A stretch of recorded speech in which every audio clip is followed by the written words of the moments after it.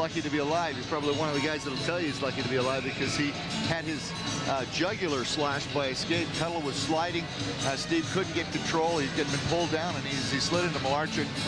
He cut him right below the mask and right in between the mask and the top of his neck guard.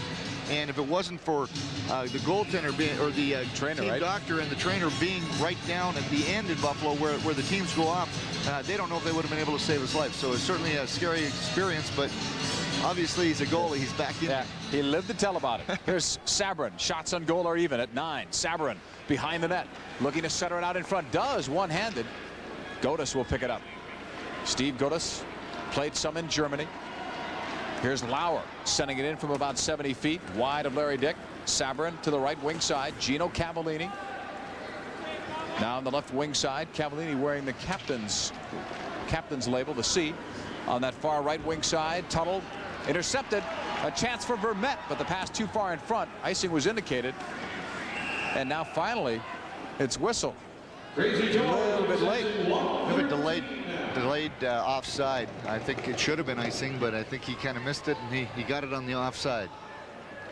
2-1 Las Vegas leading it. Goals by Bonk and Lefebvre, sandwiched between one by Tressel for Milwaukee. 7:53 remaining. How do you adjust when you have the short ice surface here, then you go to your next game? Well, you know what, that's real interesting. We've been asked that question all day and for a long time now. Does that, you know, the short neutral zone really affect you? And I think you do see a lot more offsides. You know, a short ice, it's a lot better when you're chasing the puck in a short building than you're in a longer building, but I think there's some adjustment. I mean, but both these teams played Wednesday night in the same building, so they should have adjusted to it, and certainly Las Vegas, it's their home building. It's got to be an advantage for them.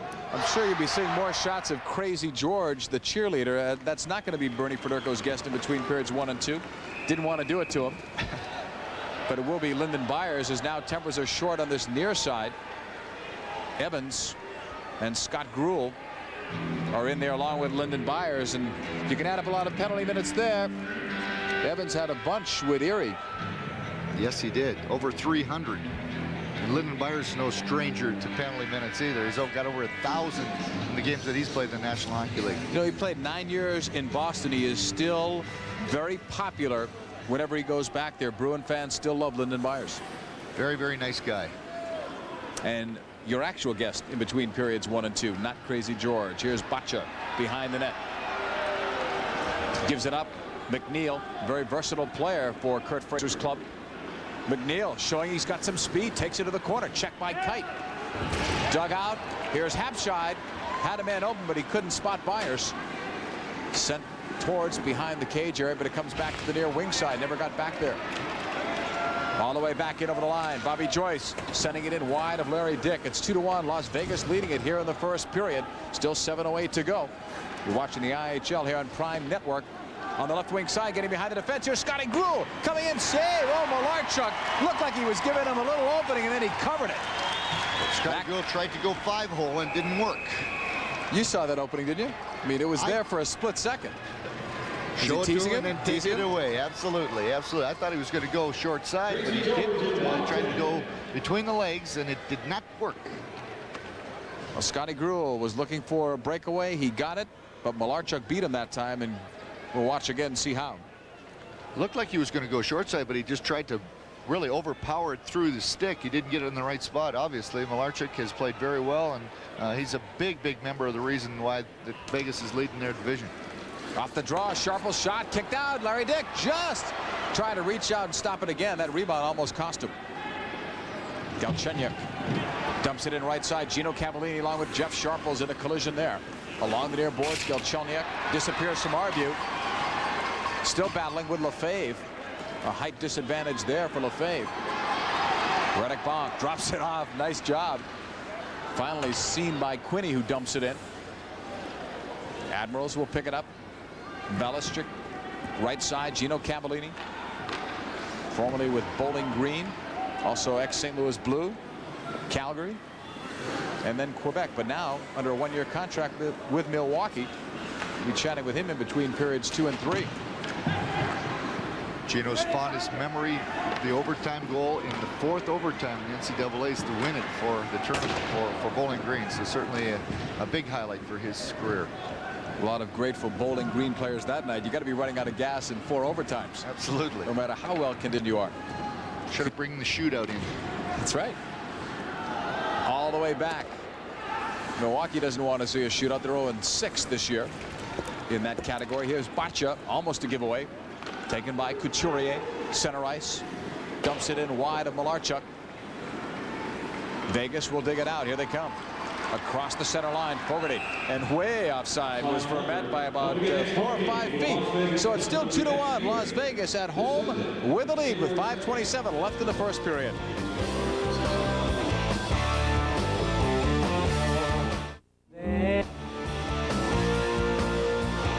Welcome back, everyone, to the IHL here on Prime Network with Bernie Federko. I'm John Paul Della Camera. It's 2-1.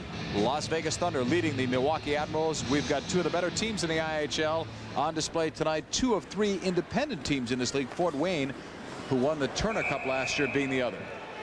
Well, those are the teams that usually end up with the best players. They've got scouts all over the country looking for players that want to play on independent, players that aren't currently under NHL rosters under contract. And there's a lot of great players out there that still have a lot of life left in this. These are 2 real good hockey clubs. Looking at Larry Dick in goal. He and Bob Mason have been sharing some of that load. Dick is 4th right now in the IHL in goals against average. Jeff Sargent of Peoria continues to be number 1. He's 5'11", 180 pounds, and they're looking for a big game out of him tonight. As we said earlier, he came in the 3rd period of Wednesday night's game, stopped 3 of the 4 chances aimed his way. Off that draw, it's all the way back the other end for Scotty Gruel. Backhands it wide of Malarchuk. Dug out by Byers, and then he pays the price in the corner. 4 players looking for it, including Gruel. McNeil is in there. This is what amazes me, is that there's never the whistle blown. I mean, there's so much time wasted in the corner like this. If they're not going to play it, blow the whistle, get a face-off. Let's get going. I'm with you. We're watching that off the monitor because that is one of the blind spots here. The University of Nevada, Las Vegas Runnin' Rebels play their home games here. And in the past, they've really had many sellouts. This year, their attendance is down a bit. And it's interesting to note that Jerry Tarkanian, who is no longer their coach, has done some PR work. He did some TV commercials for this Las Vegas Thunder team. Tarkanian's still probably the most popular guy, or one of the most popular guys here in Las Vegas. And he should be. There is Evans, defenseman, being paired with Jim Kite. Kite, many years of NHL experience with Evans, who would obviously like to make it to the NHL someday. Well, I think what both these teams have is they've got all the elements to have a good club. They got some speed, they got size, they've got toughness. The guys like Jimmy Kite, Lyndon Byers, and then Zemlak over in Milwaukee. So there's very well put together teams. Butch Scoring likes the blend he has on this team, likes the size, the finesse, the skill, and the toughness. And playing in a small building, it really helps when you get the size. Butch knows, having played in the Boston Garden and coached there. Along the far boards, again, Vegas can't clear it out. It may cost him. Dobbin, quick shot. You can tell by that shot that's probably one of the reasons, one of the many reasons why Dobbin has scored so many goals. A quick release, a well-disguised shot. He got it there in an instant. Well, he leads almost in every category somewhere in offense in the league. I mean, he's got a quick release. He just wants to get it on the net. He's, what, 3rd, I think, in the league in shots. He's got 127, 128 shots, but his percentage is 20%. If you're scoring once every 5 shots, you're doing the right job. And what Kurt Fraser told us, this guy can play. He's played very well for him on. He's the team leader. 25 goals so far. You're probably going to see him with at least 50 goals by the time this year ends. If you score 1 for every 5 shots, I want you on my team. Absolutely. Off the draw, Baccia sending it in, and Malarchuk just saw that at the last moment. Leaves it behind the net. Tuttle in on the chase, trying to do the forechecking work. But coming out is Las Vegas. Richards. The giveaway. Baccia sends in from the center line. Oh, it took a crazy hop in front. Lefebvre battling for it. Along the boards, kept in by Baccia, but a whistle had sounded. And the referee, Martin, who we lost sight of completely, has called a penalty on that near side. So while we couldn't see it, Derek Martin certainly did. And we have a slash by the indication. Galchenyuk. So Galchenyuk will go off for slashing. The power play this year for Las Vegas against Milwaukee is only 15%. They're at 20% for the year coming into this game. Milwaukee Admirals penalty. We're going to take a look at this. There's just a whack there. There it is, a slash to the back of the leg. Again, these guys are taking bad penalties at the wrong time because they're doing it in front of the referee. Something like that you got to do behind the play where no one sees it. But interesting story right here. 71 this year, 17 last year. Bad omen because he had too many injuries to change his number around. Bacha sends it in around the boards. Milwaukee shorthanded. Keep in mind they're the #1 penalty killing unit in the IHL. Back the other way, Lefebvre. He's got some good wheels. Right side. He has really played well. He's carrying the puck. He's got a lot of confidence. And anytime you score a goal early in a game as he did, you get a lot of confidence. And I think he's very wound up now. Bonk. Here he comes. Almost cut through. Bonk plays it out to the right point. Todd Richards is there. Bonk. All the way out left point. Sharples tees it up. And Dick lost the rebound. It's still loose.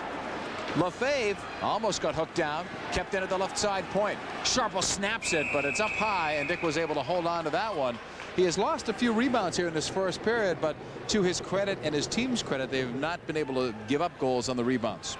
No, they only except the one goal where Lauer was standing in front. That's what you have to do on a good power play. You got to get someone in front of the net. You got to create some havoc in front of the goaltender. The goaltender didn't have anybody in front of the net, but I think the reason has not got a lot of power play goals is because they don't really have enough traffic in front. They got a couple of guys that can really shoot the puck. You know, Fogarty really shoots it well. So does Jeff Sharples, another player that was a second-round draft pick of Detroit a few years ago. In fact, he was there in his first year when I was in Detroit back in '89-90. He's got a lot of talent, and he's got a great shot. 3:15 left in this first period. Las Vegas Thunder leading it 2-1 against the Milwaukee Admirals. Off the draw, it is cleared down the length of the ice by Matt Hervey. All the way back, Malarchuk leaves it. Todd Richards is there. Vegas taking it out right wing side. Habscheid across the line. Dumps it in behind Larry Dick. Gino Cavallini is there in the corner. Mark Vermette is there. He scored 42 last year with Halifax in the American Hockey League. A good sniper. Only one of the right wingers scored more goals than he did last year in the AHL. Behind the net, Todd Richards again. 2:40 left in this period. 39 on the man advantage. Time is going by here on Las Vegas in terms of the power play. Looking really for their first good chance. Along the near boards, Lauer digging. Habscheid was there. Richards gives it up to Sharples. Off Habscheid, and Gino Cavallini just golfs it down the length of the ice. You know, penalty killing is nothing but hard work, and that's what the guys are doing. Cavallini just out-muscling everybody and just throwing it down the ice, and that's what it takes.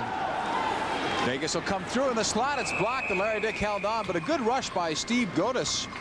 Used Byers well as a screen. An excellent save by Larry Dick. Godis cut into the middle and took a shot from a real good spot, and Dick had to be real sharp to stop it. 8 seconds left in the power play, so if you want a chance, you've got to win this face-off deep to the right side of Larry Dick. Here's the save here. Larry Dick. Godis cuts across into the middle and takes a quick shot. Dick was out at the front of the crease where you have to be. If you stand back underneath the bar there, that's got a lot better chance of going in. But Dick was in front of the crease where he's supposed to be and made an easy stop. Made it look easy anyway. Larry Dick, who has been in the Minnesota organization since 1988. Now, of course, he's with Milwaukee. Fogarty back for it. That will kill off the power play in another second. So the Admirals have killed it off. Galchenyuk is back on. Back the other way. Here's Bobby Joyce. Brings it over the center line. Another penalty coming up. It's delayed again. And Derek Martin has a high sticking penalty. And that happened right in the neutral zone. High sticking penalty called. And I think we're going to see Dobbin going. So it's another Milwaukee penalty. Oh, they can't afford this. We were talking before about Las Vegas not being able to afford getting crazy penalties, but neither team can, especially in this case. Milwaukee coming in. They're without Pat McLeod. He is injured tonight. They're a little bit shorthanded. They've got the right number of players to dress for a game, but they do have some injuries, so some of their key players are not out there. And Ron Dobbin will sit out the next 2 minutes on the high sticking penalty as we see it again. It's in the neutral zone. There it is. Derek Martin calls that one. It was right there in front of him. Dobbin put it up high in the face of Bobby Joyce. Power play is on. Fogarty to Buskus. Rod Buskus working the right point. Intended for Bonk. It gets by him. Here's Quinney. Left point Fogarty. Around the boards, behind the net. Lefebvre tried to take it out. Here he comes. They let him go out in front. Pass across. Fogarty the shot, and it's gloved by Larry Dick, with Bonk right there outside the crease and now inside it as Sabourin gave him a shove. Players have been testing Bonk, and that's one of the reasons, according to Butch Goring, why he's had so many penalties. He's third in the league in minor penalties. A lot of his penalties have been for retaliation. He wonders why it's a penalty on someone else, or on him and not on someone else. But the veterans know how to disguise it much better. But Bonk is learning. If you're wondering what a 17-year-old is doing in Las Vegas, in a city that I guess never sleeps as we look at the power play stats, he does live with his parents here. His parents came over as part of the deal. So Bonk, who hails from Czechoslovakia, is getting some nice home cooking and parental advice here in Las Vegas. Godas in for the draw with McNeil. Maybe not for long. Line's been having a word or two. That's Tedesco off the draw. Good clear out. That'll kill some time. Matt Hervey setting it down the length of the ice. We're down to 1:20 in this first period. Vegas leading it by the 2-1 score. 1:27 left in a minor penalty. Buskus sends it around the boards. Larry Dick leaving it off. Hervey, backhander, splits the point men. Buskus and Fogarty chase. If Vegas can't score here on the power play, there would be about 12 seconds at the start of the second period on the man advantage. Godas being chased. He and Sabourin are there. There's the collision. Lauer trying to dig it out, and Vermette is there, but it's whistled down. There'll be a face-off coming up to the right side of Larry Dick with 51 seconds left in this first period. Bernie Federko has already made his way downstairs to our interview area, where he'll be chatting after a break with Lyndon Byers, a 9-year veteran of the Boston Bruins, playing now here in Las Vegas, Nevada. And Butch Goring will make a change here. Mark Hapshide going out. He'll be splitting it between Vermette on the left, Lauer on the right, Sharples the left point, Todd Richards at the right point. Cavallini, one of 4 penalty killers on, along with McNeil, Bacha, and Belichick in front of Larry Dick for Milwaukee. Lauer with a touch pass out. Now to the right point. Richards tees it up. Save, rebound is loose. The shot was blocked. Hapshide was robbed on the near side. And then it's cleared all the way down ice. Down to 38 seconds left in the period. Todd Richards chasing it. Here's Sharples. Jeff Sharples carries it into the neutral zone.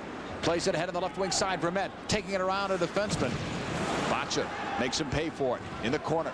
3 players are there trying to dig it out. Now finally Vermette gets it out at the left point. Right back to Vermette, top of the far circle. Behind the cage, Hapshide holds on the forehand. Left point, Sharples, the shot went wide. It was way off target. Picked up by Richards. Down to 6 seconds left in this period. Players still battle for it along the near wing side.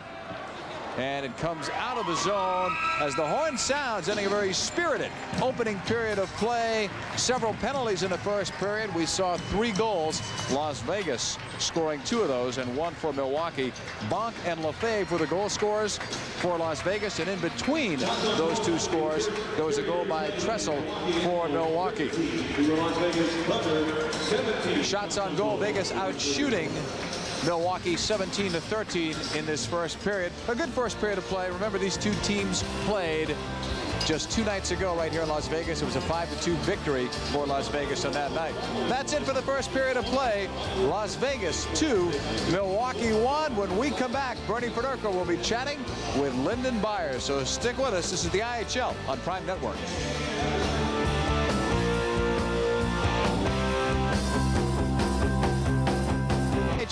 On Prime Network, Las Vegas, Nevada. It's 2-1 in favor of Las Vegas, and we've seen Radek Bonk snap his goalless string. He had gone 12 games without a goal. And here's a nice one too. Fogarty keeps the puck in, is going to slide it pass all alone into the slot to Bonk, who only one-timer to the long side, and Larry Dick had no chance on that one. You see it from this angle. Unlucky break for Milwaukee getting the shot block, but Fogarty stays with it, makes a real nice pass, and just a quick one-timer right on the ice into the long side of the net. Now here's the tying goal here. There's real good work here. There's going to be a shot coming from the point. Tressel's just going to, or Bacha's going to take the shot, and Tressel, you're standing all alone in front of the net. You'll see him. He just deflects it on his backhand through the pads of Clint Malarchuk. And the power play goal. This is a real nice goal. Shot from the point by Sharples, Lauer with all the work, and Lefebvre standing off to the side, who knocks it in. Empty net. Nice goal. First period scoring, give it a bonk at 5:17 from Fogarty and Richards for the 1-0 lead. Then Tressel got the tying goal about a minute later from Baca and Couturier to tie it at 1. Lefebvre at 10:06 from Lauer and Sharples for that 2-1 Vegas lead. And that's your score after 1 period of play. We're coming right back to Vegas. Vegas, I'm John Paul Della Camera. Alongside me, Bob Strum, the general manager of the Las Vegas Thunder. Good first period, I thought. Well, it was, because we knew Milwaukee would. Of the Las Vegas Thunder, his side is leading it by a score of 2-1 here in Las Vegas. Stay with us. It's Las Vegas and Milwaukee. You're watching the IHL on Prime Network. Welcome back, everyone, to Las Vegas with Bernie Federko. I'm John Paul Della Camera. It's a 2-1 Las Vegas lead after 1 period of play as we get ready to start period number 2. Habscheid ready to face off with Tressel. Tressel was a scorer in that first period. Vegas out shooting Milwaukee 17-2. Look at Vegas when they're leading after 1. They've not lost except in the shootouts. Second period's underway. Malarchuk leaving it now for Jeff Sharples. Saw a lot of penalties in that first period of play. Sharples shooting it in from the center line. Behind the net, it's left there. Velicek taking it. Randy Velicek can't clear it out of the zone, and now finally it comes out. Back in over the line. Couturier into the corner. Sharples takes his man, takes him out. Puck is still alive, though. It's poked forward. Centering pass by Dobbin. Saved. Malarchuk, it's still loose and then swept away. Malarchuk coming at big along the boards. Behind the cage, Sharples bothered by Tressel. Gets out to the top of the left circle. The low shot went way wide. Off the stick of Velicek. Sabourin keeps it in. Tressel can't find it. Here's Couturier, formerly property of the LA Kings, now to Brian Dobbin. Now Tressel, pinned to the boards by Buskus. Oh, Buskus throwing some punches at Tressel. Play continues. Buskus is going to try to take him off. Is he still going to try? Tressel should just skate away from it because Milwaukee's going to have a power play. And that's exactly what he's doing. Well, this is going to be an interesting period for Milwaukee. This is their best period out of the 3 all the time. They've scored over 60 goals in the second period, and this is where they need to take control of this game if they're going to get that split. But not a good penalty to take for Rod Buskus. Those are the kind of penalties that you got to turn your cheek on. Taking a roughing penalty on Tressel in the zone there can only do nothing but put you behind the 8 ball. He certainly can't do that, but Rod's been there before. Tremendous competitor, and very, as he said, honored to play with both Gretzky and Lemieux. It's a lot better playing with them than against them. So a tremendous competitor. I met him in his rookie year. He played for, at that time, the Erie Blades. It was their first year in the American Hockey League, and he certainly came a long way. The next couple of years later, he was up with the Pittsburgh Penguins, where he played for several years. Well, a defensive defenseman, you know, very steady, doesn't do anything fancy, but he clears the front of the net. He's a big guy, and he does what they ask him. That's why he's been around for so long. Galchenyuk ready for this face-off to the left side of Malarchuk. Off the draw. Hervey setting it up. Here's a shot from the point. A nice save by Malarchuk because that was tipped on its way, and I think Gino Cavallini may have gotten a touch on it. But those deflections, you may know this better than most people, can cause some problems. Well, that's exactly it. Gino Cavallini is a tough guy to move out front. Shots on goal. We told you about the edge that Vegas had, but it was the other night that Milwaukee had the far greater number of shots on goal, but they didn't get the chances. Look at how many penalties. The power play, Vegas was 1 for 3. Milwaukee was 0 for 2, and Vegas did a slightly better job in the face-off department. 16-13 off of this face-off, controlled by Baca. Long shot up high, and it goes wide. Almost caught Derek Martin. Now taken by Lauer, shorthanded. Can he get around Hervey? Yes, he can. Hervey did his best to hold him. It sent across. He wanted Habscheid, but it was behind him. Lauer very aggressive tonight in killing penalties. Well, that's the new style now. If you can keep the puck down on the other end, it's not going to end up in your own zone. That's what they're trying to do. It's just forecheck. 1:28 left in the power play. Admirals trying to enjoy it. Lauer not letting them as he clears it all the way down. Larry Dick will settle it down. Godis is the first man there, though. Out to Hervey. Plays it back behind the net. Gino Cavallini, having a great year with Milwaukee, told us before the game how much he's enjoying playing there. Well, the best way to play this game is by having fun. It's still a game, and if they take the fun out of it, no one wants to play it. So hopefully they won't take the game totally seriously. It's got to be fun. Dobbin behind the net, having fun out to the point area. The shot is blocked. Malarchuk, and it's loose, and a score. Malarchuk is arguing about it. We see the puck now in the crease, but he's pointing that it went in. The goal light, I don't think, has ever come on. Well, there's no question that was a goal. The puck got through Malarchuk underneath him and was lying behind him, and then Galchenyuk, I think, just dove back through the crease and was able to knock it in. But Gino Cavallini did all the work in front of the net, was able to tuck the rebound here. Here you're going to see the shot comes from the point. Gino Cavallini in front of the net, deflects it, and then he starts kicking it, whacking it, and goes behind, and there's Galchenyuk, who reaches forward, actually dives forward, and is able to knock it into the net. So here's the angle from behind the net. You're going to see how the puck does get through Malarchuk, and there's Galchenyuk. He's just able to dive forward and get a stick on it and slide it into the empty net. Bernie, that's his 6th goal of the year, and he has 5 on the power play, which that one was. Well, some guys know where the net is on the power plays. Unable to do some other things, but you need power play scorers, and he certainly is one. 5-6 goals. So it's tied at 2. A shot from the point is deflected. Shot from the circle, in and out. I thought that was it. And Derek Martin agrees that's a goal. Shot from the circle. Scotty Gruel blasted it. What's with that goal light behind Malarchuk? I think it's just hard to see for us from this angle, but I think Clint Malarchuk was kind of a little bit asleep on this one. Scotty Gruel, it's a good shot that is going to go into the far side, but you'll notice here that Clint Malarchuk is not at the front of the crease where he's supposed to be. Here, Gruel just turns around and fires it, and you see where Malarchuk was. He was back inside the crease instead of the front of it, and it tends to take away, you don't take away the angle when you get a shot from like that, and I think Malarchuk wasn't really ready for it and was able to hit the far side. Those 2 goals, Bernie, 12 seconds apart. This is their best period, the second period, and I guess they're showing us why. Coming in over the line, Bobby Joyce snaps it, and Larry Nick will make the catch. Leaves it behind the net. All the way back on this near side. Krivohia and Malarchuk will just hold on. Malarchuk had been doing a great job up until that point. Any rebound that was around, he managed to smother it, but the last couple of shots, especially that last one, Gruel just beat him with his 5th of the year at .227. Well, that's what happens. You know, you really don't intend to have them get a scoring chance 12 seconds after scoring a goal. You expect that your players on offense are going to try to get the puck deep in the other zone.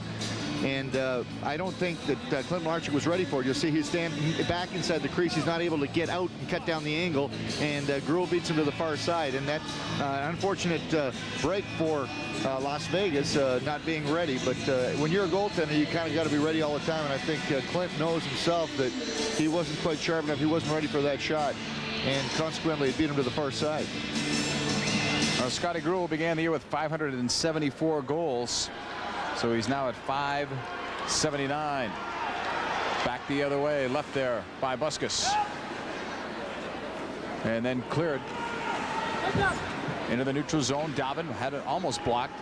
Up for Tressel. Tressel's 60-footer is deflected upstairs into the crowd. And that will stop play. Milwaukee, for the first time tonight, is leading it 3-2 at 16.